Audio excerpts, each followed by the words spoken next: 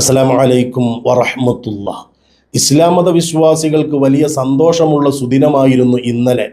അതെന്തുകൊണ്ടാണെന്ന് എല്ലാവർക്കും അറിയാം. മുസ്ലിമീങ്ങളുടെ പെരുന്നാളായിരുന്നു. എന്നാൽ അതോടൊപ്പം തന്നെ കേരള ജനതയ്ക്കും വലിയ സന്തോഷമുള്ള ദിവസമായിരുന്നു ഇന്നലെ. എന്തുകൊണ്ടാണ്? കേരളക്കരയൊന്നാകെ മിച്ചം പിടിച്ചതും കയ്യിലുള്ളതും മാറ്റിവെച്ചതുമൊക്കെ ചേർത്ത് ഒരു മനുഷ്യൻ്റെ ജീവൻ രക്ഷിച്ചിരുന്നു.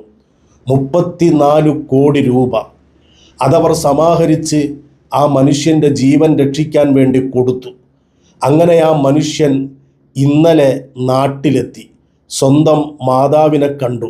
20 കൊല്ലങ്ങൾക്ക് ശേഷം അദ്ദേഹത്തിന് വേണ്ടി കേരള ജനത 34 കോടി രൂപ സമാഹരിച്ചത് തന്നെ വലിയ വാർത്തയായിരുന്നു. എന്നാൽ ആ 34 കോടി രൂപ കൊടുത്തിട്ടും അദ്ദേഹം പുറത്തിറങ്ങുമോ, അദ്ദേഹത്തിൻ്റെ ജീവൻ രക്ഷപ്പെടുമോ എന്നൊക്കെയുള്ള ആശങ്കകൾ ഓരോ ദിവസവും വാർത്തകളായി പുറത്തു വന്നിരുന്നു. അതുകൊണ്ട് തന്നെ ആ ആശങ്കകൾക്കൊക്കെ അറുതി വരുത്തി അദ്ദേഹം എയർപോർട്ടിലേക്ക് ഇറങ്ങി എന്നറിഞ്ഞപ്പോൾ കേരള ജനതയ്ക്ക് വലിയ സന്തോഷമുണ്ടായി. അബ്ദുറഹീം എന്ന മനുഷ്യൻ സൗദി അറേബ്യയിൽ കുടുംബം പോറ്റാൻ വേണ്ടി 20-ാമത്തെ വയസ്സിൽ പോയതാണ്. ജോലിക്കിടയിൽ ഒരു കയ്യബദ്ധം പറ്റി ഒരു ഭിന്നശേഷിക്കാരനായ കുഞ്ഞ് മരണപ്പെട്ടു. അദ്ദേഹം ജയിലിലുമായി. അതിനെ തുടർന്ന് അദ്ദേഹത്തിന് വധശിക്ഷ വിധിക്കുകയുണ്ടായി. അങ്ങനെ വധശിക്ഷ വിധിക്കപ്പെട്ടാൽ അതിൽ നിന്ന് രക്ഷപ്പെടാൻ കുടുംബം മാപ്പ് കൊടുക്കുക എന്ന ഒരൊറ്റ ഉപാധി മാത്രമേയുള്ളൂ. കുറേ കാലം ആ കുടുംബം മാപ്പ് കൊടുക്കില്ല എന്ന് പറഞ്ഞു. എത്ര തന്നെ പണം കിട്ടിയാലും ഈ അബ്ദുറഹീമിൻ്റെ തലയറുക്കണം എന്നവർ വാശി പിടിച്ചു. അവസാനം എന്തോ 34 കോടി രൂപയാണ് ഇന്ത്യൻ മണി അവരാവശ്യപ്പെട്ടത്. അതോടുകൂടി കേരള ജനത ആ ഒരു മനുഷ്യൻ്റെ ജീവൻ രക്ഷിക്കാൻ വേണ്ടി അരയും തലയുമൊക്കെ മുറുക്കി രംഗത്തേക്കിറങ്ങുകയും അത് സാധ്യമാക്കിയെടുക്കുകയും ചെയ്തു. അങ്ങനെ ആ മനുഷ്യൻ നാട്ടിലേക്കെത്തുന്നു എന്ന വാർത്ത അറിഞ്ഞപ്പോൾ തന്നെ കേരള ജനതയൊന്നാകെ ഉറ്റുനോക്കുകയായിരുന്നു.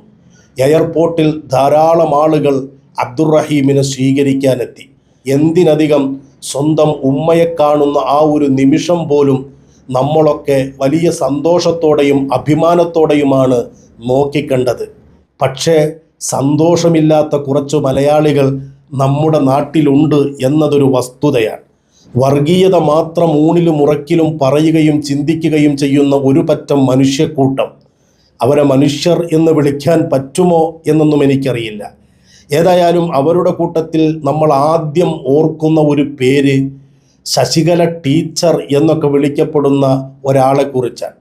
ഇന്നലെ അബ്ദുറഹീം നാട്ടിലെത്തുകയും ഒട്ടനേകം ആളുകൾ തടിച്ചുകൂടി അദ്ദേഹത്തെ സ്വീകരിക്കുകയും മാധ്യമപ്പട തന്നെ അദ്ദേഹത്തിൻ്റെ ഓരോ നിമിഷവും ഒപ്പിയെടുക്കാൻ വേണ്ടി മത്സരിക്കുകയും ഒക്കെ ചെയ്തപ്പോൾ ശശികലക്കതങ്ങോട്ട് സഹിക്കുന്നില്ല. ഉടനെ തന്നെ ശശികല ഫേസ്ബുക്കിൽ എഴുതി, വീരാരാധനയാകാം, പക്ഷേ ഒരു കൊലക്കേസ് പ്രതിയെ, അതും ഒരു ഭിന്നശേഷിക്കാരൻ ബാലനെ കൊന്ന കേസിൽ ജയിൽവാസം കഴിഞ്ഞിറങ്ങിയ ഒരു പ്രതിയെ നമുക്കേ കഴിയൂ, മറ്റാർക്കും കഴിയില്ല. ഇത് കേരളമല്ലേ? നമുക്കേ കഴിയൂ എന്ന് പറഞ്ഞാൽ നിങ്ങൾ അതിനകത്തില്ല. കേരളത്തിലെ മനുഷ്യർക്ക് കഴിയുമത്. അത് ഒരു കൊലക്കേസ് പ്രതിയായതുകൊണ്ടല്ല. അദ്ദേഹം ഇനി കൊലക്കേസ് പ്രതിയാണെങ്കിൽ തന്നെയും അദ്ദേഹം അതിനുള്ള ശിക്ഷ ജീവിതത്തിൽ അനുഭവിച്ചു കഴിഞ്ഞു. അദ്ദേഹത്തിൽ നിന്ന് അബദ്ധത്തിൽ സംഭവിച്ചു പോയ ഒരു തെറ്റാണെങ്കിലും വധശിക്ഷ വിധിക്കപ്പെട്ടതിന് ശേഷം അദ്ദേഹം അനുഭവിച്ചിട്ടുള്ള മാനസിക സംഘർഷം എത്ര വലുതായിരിക്കും. അവസാനം വധശിക്ഷ നടപ്പാക്കപ്പെടുമെന്ന് ഉറപ്പാകുന്ന ഒരു സാഹചര്യമുണ്ടായപ്പോൾ അദ്ദേഹം എത്ര കരഞ്ഞിട്ടുണ്ടാവും, എത്ര കണ്ണീരൊഴുക്കിയിട്ടുണ്ടാകും. ആ മനുഷ്യനെയാണ് ഇപ്പോഴും ഇവർ ഒരു കൊലക്കേസ് പ്രതി എന്ന് വിളിച്ച് ആക്ഷേപിക്കുന്നത്. സംഗതി വേറൊന്നും കൊണ്ടല്ല, അയാളുടെ പേര് മുസ്ലിം പേരാണ്.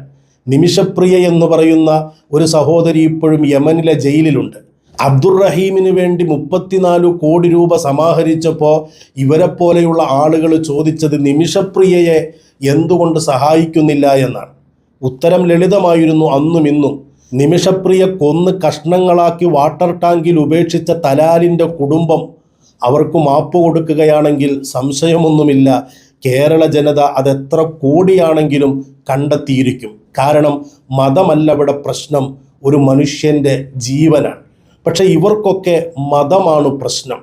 അതുകൊണ്ട് തന്നെയാണിപ്പോൾ അബ്ദുറഹീം അദ്ദേഹം ചെയ്തു പോയ തെറ്റ് അബദ്ധത്തിലാണെങ്കിലും അതിൻ്റെ ശിക്ഷയൊക്കെ അനുഭവിക്കാവുന്നതിനപ്പുറം അനുഭവിച്ച് നാട്ടിലേക്ക് എത്തുമ്പോഴും ഇപ്പോഴും കൊലക്കേസ് പ്രതി എന്ന് വിളിച്ച് ഒരു മനസ്സാക്ഷിക്കുത്തുമില്ലാതെ ക്രൂരമായി അദ്ദേഹത്തെ അധിക്ഷേപിക്കുന്നത്. ഈ പറയുന്ന ശശികല ഒരമ്മയല്ലേ? ശശികലയ്ക്ക് മക്കളില്ലേ? ആ മക്കൾ ഏതെങ്കിലും ഒരവസ്ഥയിൽ ഇങ്ങനെ പെട്ടുപോയാൽ, ശശികലയ്ക്ക് ഹൃദയമുണ്ടെങ്കിൽ, മനസ്സുണ്ടെങ്കിൽ എന്തായിരിക്കും നിങ്ങളുടെ അവസ്ഥ? അതേപോലൊരു ഉമ്മ അബ്ദുറഹീമിനില്ലേ? ആ ഉമ്മ മകന് ചോറ് വാരിക്കൊടുക്കുന്ന ഒരു വീഡിയോ നിങ്ങൾ കണ്ടില്ലേ? നിങ്ങളുടെ കണ്ണ് നിറഞ്ഞോ? നിങ്ങളുടെ കരള് പിടച്ചോ? ആ ഉമ്മയെ കെട്ടിപ്പിടിച്ച് ആ മകൻ കൊടുക്കുന്ന ചുംബനങ്ങൾ കണ്ടിട്ട് ഒരമ്മ എന്ന സ്ഥാനത്ത് നിന്ന് നിങ്ങൾക്ക് ചിന്തിക്കാൻ തോന്നിയോ? എന്താ നിങ്ങൾക്കതിന് കഴിയാത്തത്? ഒന്നേയുള്ള ഉത്തരം, നിങ്ങളുടെ മനസ്സു മുഴുവനും നിറഞ്ഞു തുളുമ്പിയിരിക്കുന്ന വർഗീയ വിഷം മാത്രമാണ്. അതില്ലാത്ത കേരള ജനത ഇന്നലെ സന്തോഷിച്ചു. അത് മുസ്ലിമും ക്രിസ്ത്യാനിയും ഹിന്ദുവും ഒരു വ്യത്യാസവും ഇല്ല. മനുഷ്യരൊക്കെ സന്തോഷിച്ചു. എന്തുകൊണ്ട്? ആ മനുഷ്യൻ തൻ്റെ അമ്മയെ കാണുമ്പോൾ, അമ്മ വാരിക്കൊടുക്കുന്ന ചോറ് കണ്ണീരോടുകൂടി കഴിക്കുമ്പോൾ, ആനന്ദാശ്രുക്കൾ പൊഴിക്കുമ്പോൾ, അമ്മയുടെ നെറ്റിയിൽ ചുംബിക്കുമ്പോൾ, മനുഷ്യത്വമുള്ള മനുഷ്യർക്ക് അത് സന്തോഷത്തോടെയേ കാണാൻ കഴിഞ്ഞുള്ളൂ. നിങ്ങൾക്കൊന്നും അത് കാണാൻ കഴിയാത്തത് നിങ്ങൾക്കങ്ങനെ ഒരു ഹൃദയമില്ലാതെ പോയി. വർഗീയ വിഷം കൊണ്ട് മലീമസമായൊരു മനസ്സായിപ്പോയി നിങ്ങളുടേത്. ഏതായാലും ഇന്നലത്തെ ദിവസം കേരളക്കരയൊന്നാകെ സന്തോഷിച്ച ദിവസമാണ്. അതൊരു വീരാരാധന കൊണ്ടല്ല, ഒരു മനുഷ്യൻ്റെ ജീവൻ രക്ഷിച്ചതിലുള്ള ആത്മാഭിമാനം കൊണ്ടാണ്. ഒരു മനുഷ്യൻ്റെ ജീവൻ രക്ഷിക്കാൻ എനിക്കും കഴിഞ്ഞല്ലോ എന്ന ആ സന്തോഷം കൊണ്ടാണ്.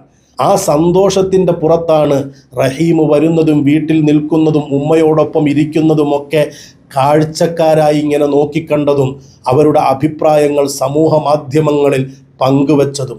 നിങ്ങൾക്കതിനു ഭാഗ്യമില്ലാതെ പോയത് മലയാളികളുടെ കുറ്റമല്ല. മനുഷ്യരായി മാറാൻ ഇനിയെങ്കിലും ഒന്ന് പ്രാർത്ഥിക്കുക. അസ്സലാമു അലൈക്കും വറഹ്മത്തുള്ളാഹി.